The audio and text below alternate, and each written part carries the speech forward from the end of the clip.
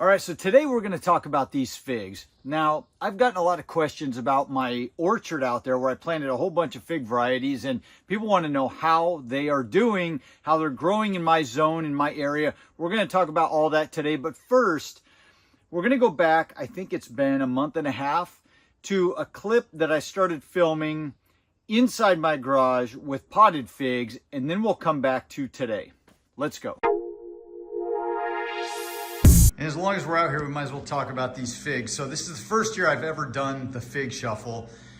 I've never done this before, but we've never had a garage like this before where I could do this with figs. It's always been the hoop house, which gets as cold on the inside as it is on the outside. So it doesn't really give anything much of a head start out there. It's really just to protect from the sun more than anything, because it's that 50% shade, and it just kind of helps protect from cold, hard, fast frost, because it gives a little barrier of protection for those rhododendrons. But anyway, I decided this year, I'm tired of growing tons of green and not getting many figs. I'm gonna do something different. We have the garage, so I moved them all into the garage. Not all of them, but a lot of them. I even dug some up out in the orchard, because we can talk about that later, but that orchard, my area, is just not working out the way I wanted it to. I'm not getting hardly any fruit out there. It's just too cold. They don't even start growing until midway through June, sometimes some of them into July. And it's just not enough time. And then we have long, hot summers in August and September, but it's just too late, too little, too late. And I decided to move a lot of them back into pots, but I've got more than this, but these are the main ones. I've got my huge old Black Madeira KK from Keith that I got, like, I think I said 6 or 8 years ago, or maybe it was like 8 years ago. And it's doing good. I actually dug it up out of the orchard and potted it in this 25-gallon pot just because I don't want any chance of losing that. But look at that. I've never seen my Black Madeira start this early, and we've already got green growth there. The only thing I'm scared of is I've got a little light through the garage door here, but not much. And it's still cold outside. We need to get some more light to these guys. So I am going to be doing the fig shuffle. However, the fig shuffle, which is normally, I see a ton of people doing it over on the East Coast, their days are sunny and ours are cloudy. So it's still cold. It doesn't get real hot during the day here. It's still, you know, the hottest time of day is 50 degrees right now outside. It's 53 in here. So I don't know what I'm going to do about that. I'm just one day at a time here, but we've got little figlets forming. Look at that. This is exciting. I've never seen this early on. I've never started these indoors or in a garage. I've always had them out in the hoop house or out in the orchard. Look at this. We've already got green growth on these guys. It's crazy. I mean, I'm excited about this. Hopefully, look at this. Little figs already. Hopefully we can get something going here and we actually get a lot of fig production this year. I'll let you guys know as the summer ensues. All right, so I'm pretty excited about that. We're trying something new here. I've never done the fig shuffle. I never had a stable environment garage to do that with these figs. They've always been either in this hoop house or outside in pots or in the ground. I'm learning a lot here in my area. Let's go and learn a little bit more. I'm going to start doing some comparisons here with what I've got going on in here versus what I've got going on out in the orchard. So let's do that now. So these are those same potted figs that you just saw in that clip in my garage. And it's only been, like I said, what was that, March 20th? So we're at May 1st now. So April, May, yeah, we're just not even a month and a half. Is that right? That can't be right. I'm just amazed at how much growth these figs have put on just because I started them early in the garage. Now, in the garage, I believe, if I remember right, I put them in there sometime in February. It might have even been the end of January.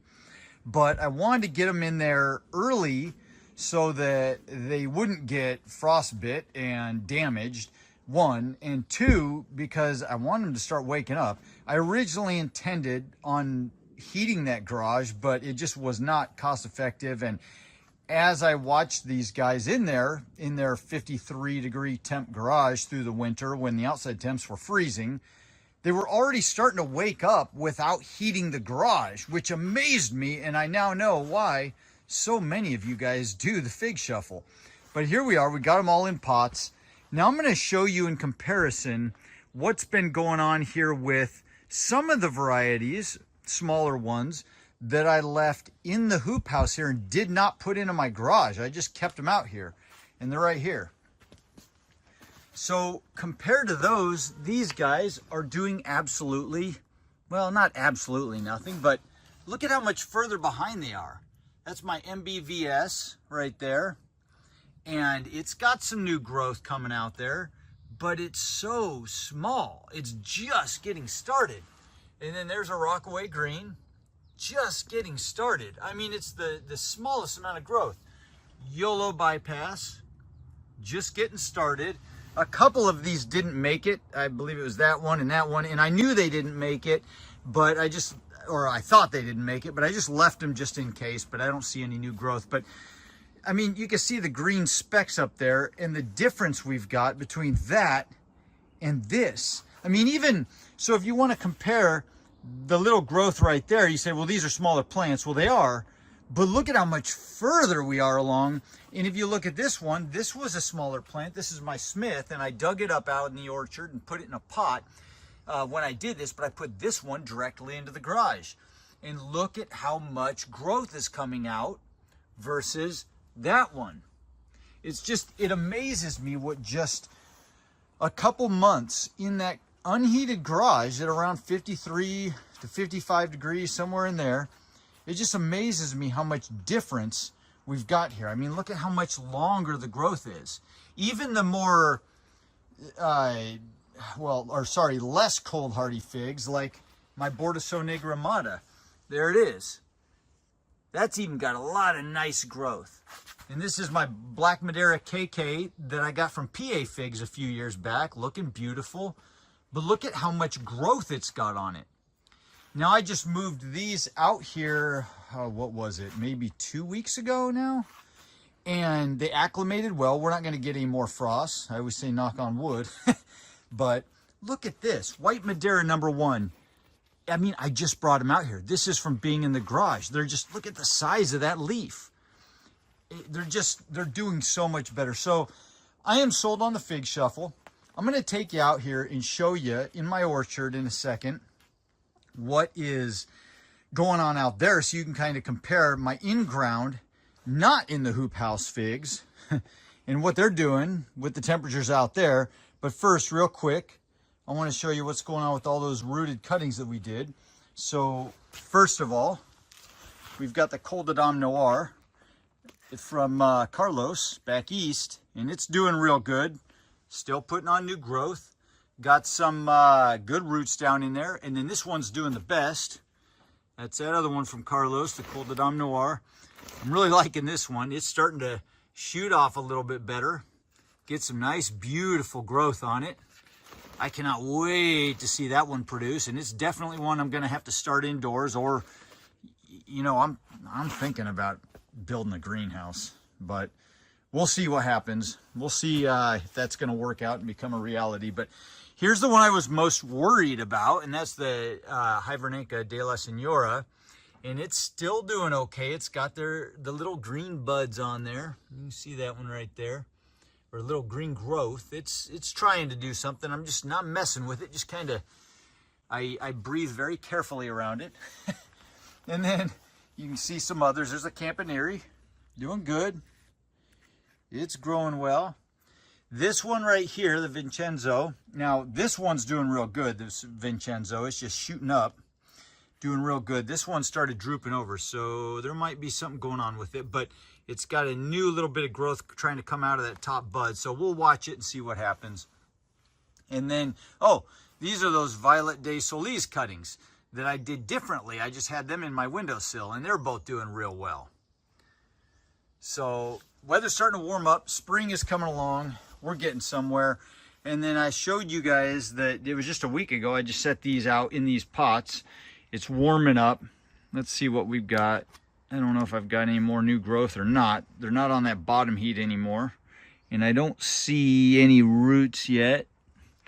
On that one, we got this real fat one right here, and I don't see any roots yet, but there's a real good chance that one is gonna do good because it's a fat cutting, and the fat cuttings always do real well. They've just got so much to draw from in all that growth. And then here's the one that's doing the best, and that's got those roots I showed you before right down there by the label. And got a couple more coming around this side here, but I have no doubt that one will take off. It's doing good. The Calderona, I think they're just doing nothing. For whatever reason, they died back, but I'll leave them in there a little bit longer.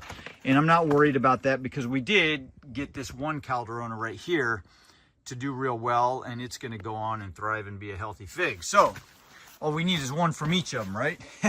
But let's show you, the main purpose of this video was to show you guys the comparison in the outdoor versus the indoor. So I'm gonna get you out there in the orchard now and show you why this is just going to be far superior, and kind of my plans, I think, for now, for the future. All right, here's the orchard. And as you can see, there is nothing going on yet, except for an Italian plum tree doing something. But this is what I'm talking about. This is got to be the most depressing thing on the planet, I would think. Well, I can think of a lot more depressing things, but anyway, I'll take you around and show you individually some of these and what they're doing. But I did end up pulling up, I think I had my, it was my Violet de Bordeaux right there, and then I had a Black Madeira, and then I believe a Martinique Ramada. I dug those up and put them inside, and then I planted a few fruit trees, which the deer got after, and only the Italian prune, or Italian plum, I think it's an Italian plum. Are prunes plum when they're dried? Or are plums prunes when they're dried? There we go. I think so. But anyway, that's going there. I don't know if I'm going to keep it there. I might move it, but this is what we've got. Let's look over at this other side first real quick, because I want to show you nothing's coming out in the, like I've got Rockaway green in here. I've got a, oh, that's Greenissia. That's Rockaway green. And there's a couple others in there doing absolutely nothing. They never do anything for a long time. And then I've got my Olympian, and this one's made for our area. And that's all it's doing. This is outside in the orchard. And I just, it is what it is. I don't know what to say. We get hot, dry summers, but they take so long to get here. And I usually, on these figs out here in the orchard, I don't get much of anything happening until we get further into June. I mean, here we are. I mean, I'll get a few green leaves coming, but that's about it. This one has done the best for me, and the deer got after it, but this is Tacoma Violet, and I really like the fig. It's done the best for me. You can see some of that growth coming up there. Actually, let me get where you can see it. We're in a lot of shade here, but there's a nice little leaf starting to break. But consider how much further behind these are. We've got some new figs coming up on this growth. A deer got that. They don't seem to eat the figs, but in the fall, the males come and they're trying to rub their antlers, and they just beat the heck out of things. But look at that. We've got some figs. We've got some new growth. Tacoma Violet. This one has always done the best for production, but I still never got more than a couple figs off this whole tree. But it survives. It survives above ground every winter in my area and keeps coming back and growing stronger.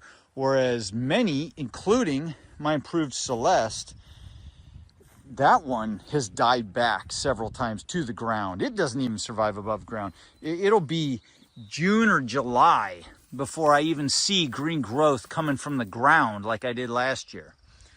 And many of them are like that.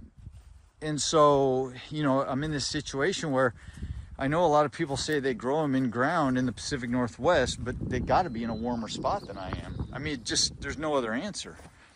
Or warmer earlier, because it stays so cool here for so long. There's my Italian honey. In it, I've gotten some figs off of it, but not as many as I should be getting. And so it's getting too much shade here. There's one tree shading it, but I'm gonna I'm going to dig that up. And now the Italian honey I might plant somewhere else, but I'm going to plant it in front of a wall, like in front of my pole building way over here, like right, because there's sun on this wall all day. And so I'm thinking about planting a few of these guys that do well in my area, like the Tacoma Violet, Italian honey, Desert King, things like that, in front of that wall, because it stays real warm. It warms up earlier and that wall gets hot. Here's my Desert King. It's starting to leaf out. I don't know if I'm going to get any fruit on it this year, but it's also way out here in this orchard where I've got so much going on with rhododendrons. I haven't been getting out here as much. We've got the Daytre Esplets here. And I actually we've got some early figs. We got some Brebas starting to come along. But it's so late. It's so late in the season. That's the trouble. And I have seen multiple successions of figs through the summer. But you guys are starting to get the idea.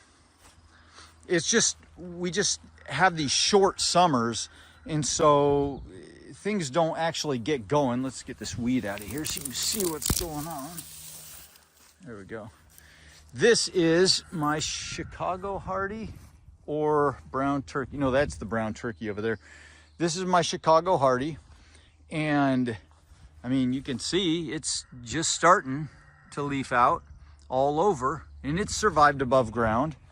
But I think this is the Chicago Hardy. Let's take a look. Tag on it. Yep, Chicago Hardy.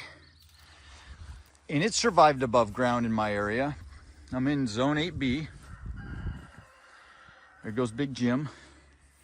But my brown turkey doesn't. It dies back every year. And it's just it's depressing, guys. We mow this whole thing. We just mow. And all I'm doing is growing green growth and no figs. Well, very few figs. Is this my Borgesso Grease? I've got I can't remember which one this is. I've got my map inside with everything all labeled out. I don't know if I've got the tag down in here still. I don't think I do. I took the tag off of some of these, yeah. But anyway, this is about where they're at. The buds are swelling, but it's gonna be June. It's gonna be another month and a half before I start seeing anything going on. Here's my Violet Solis, Violet de Solis. And it's just starting. So when you guys are asking, how are my orchard figs doing? Strawberry Verte, there we go. Just starting, nothing happening. Look, this one died back. Whole bunch of dead growth. Last year this happened, but I'm getting some new growth coming back up here and down here. It's just, I don't even know. I don't know what to say. It's not working out here. It's not working the way I want it to work. There's one thing that this orchard could be good for in my area. This is La Bourgeoisie. There was a Smith right there, and I dug it up, and I've got it growing real good in the hoop house. I showed that to you. But let's head back in. I'm gonna talk about this. So there's a couple of thoughts I've got on all of this, and one, I've learned in my area. I mean, I know in some areas, so when people talk about the Pacific Northwest, a lot of times they're including Washington State, Oregon, and Idaho. However, those three areas have, depending on where you're at, can have completely different climates. And so another area that you might kind of narrow things down to is the Puget Sound. Now, the whole Puget Sound has very similar climate, all over the Puget Sound, but there are micro pockets. We've got a real mountainous area, and so some areas down by the water might be a little bit warmer. Areas up in the mountains might be a little bit colder. There's areas that get more rain. There's places like Sequim that get very little rain because of the rain shadow from the Olympics. And so there's a lot of little microclimates all over the Puget Sound region. There's a Facebook page with for the Pacific Northwest fig growers. I think that's what it's called. But what I'm finding is it really varies based on what area of the Pacific Northwest you're in and microclimates, and it's almost hard to have one page dedicated to that, saying, hey, this will work here, or this will work here, or this fig won't work here, because there's so much variation. I don't know if you guys have that over on the East Coast, or if it's all very similar up and down the eastern seaboard there, but here it's just so varied. Out in my orchard here, it's not working in ground. Many of my figs, now I know I've put some figs out there that typically wouldn't work in ground, but like I said, even my Italian honey that is supposed to be really good for our area, I think I've eaten like 3 figs off of that thing over the years. I should be getting bushels of figs. And so you have to do things to wake them up earlier. So my thoughts are this. I'm kind of rambling now, but if you're hanging in there, my thoughts are, you could do a couple things here. You could use an orchard like that in my area for almost like a repository, where you just planted a whole bunch of different varieties just right next to each other, kept them separated somehow and identified, and then you've always got those figs. They're growing in ground, they can withstand drought more. You'll always have those fig varieties if they die in a pot, or you need to, for whatever reason, you couldn't grow them in pots for a while. I have had a few of my figs die in ground here, even though I'm in 8B. Not many, but a few, so you would have to be careful of that. My other thought is, you build a big greenhouse. Now, here's what I would like to do. I'd like to build a big greenhouse, but I don't want to heat it. And so my question is, and I don't know if any of you are in my area, I'm about a half hour east of Olympia, but has anybody in this area grown figs in a greenhouse, in a hoop house like this that has clear plastic and closed ends to where it becomes a greenhouse, and is able to get fruit ripening without putting heat in it, just from the sun? Because that's the other issue we have, is we have more clouds going into the spring. Today's a sunny day, but we typically have more clouds, and so we don't get as much heat buildup in greenhouses on cloudy days. But is it enough? Is it enough if I were to plant in ground in a greenhouse that just had clear plastic and was closed off? Would it be enough to wake up the figs early and get the season going earlier? Because the only other option is going to be doing the fig shuffle or building a greenhouse that's small that I can heat and just moving them in and out of that, or moving them out of that at the right time. That might be a possibility too. Just say, you know, these are figs, Mike, they should be in the Mediterranean. We're just going to have to do a little bit of a shuffle, but that would be somewhere in between. You keep them in pots, you have a greenhouse outside, that way they're not in a garage, so they've got plenty of light, they can stay in the greenhouse longer and wake up with the spring. It's small enough that you could actually put a little bit of heat in there, not something massive, and then you just bring them out into the sun when the day arrives. That might be something that I do in the future as well. But in the meantime, I just can't tell you how excited I am that this is actually working, and I've got these growing so much earlier, and they're just taking off and doing so well from having them in my garage for a couple months. Now, I'm sure a lot of you are laughing at me because you've been doing it for decades, but this is my first shot at the fig shuffle, and to be honest, I got one little secret about that. I kind of cheated. I didn't even have to shuffle them. I just left them in the garage, and on sunny days, I just opened the garage door. They were all lined up right by the garage door where you saw them. So it actually wasn't that big of a deal. But there you go. There they are. There's the differences between the ones that stayed out here in pots, not doing super good, but starting to leaf out. The ones out in the orchard that are doing nothing really. And these that are already got figs growing on them. So we'll see what happens. There's the cuttings. That's how far along they've come. Things are looking good. So there it is. There's my fig quandary for now. I really enjoyed having those guys in the garage and waking up early. I think that's the way to go for now. It's what I'm going to do for now, because I really want to start growing some awesome figs to eat, not just have a handful here and there and grow a ton of green and mow a whole bunch of lawn. So I think for now, I'm bagging that orchard out there. And I know that's not what a lot of you wanted to hear, but it's just got to happen. And they've been in that ground there for maybe 4 years now. By now they should be doing something. We just don't have long enough summers. So for now we're doing the pots. I'm going to be digging more of those up, bringing them in here, and figure something else out, whether that's a greenhouse like this one, a little bit bigger with clear plastic that just naturally adds some growing season, or a small heated greenhouse that I can move those figs in and out in a potted condition. Anyway, I hope you guys enjoyed this one. I hope you're learning something from this. I know I've learned a lot. It took 4 years, I think, to get to this point and learn what I learned, but here we are.